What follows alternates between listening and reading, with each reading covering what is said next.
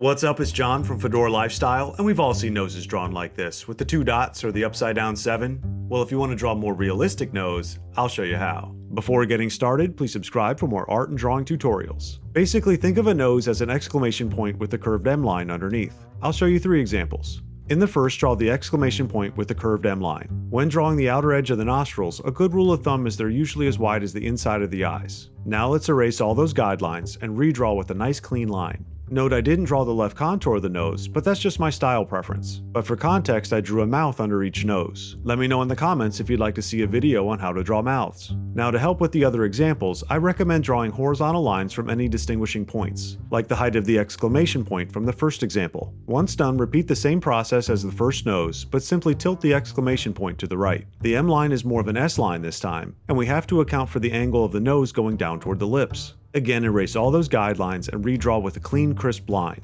Drawing lips at this 3/4 view has always given me a bit of trouble.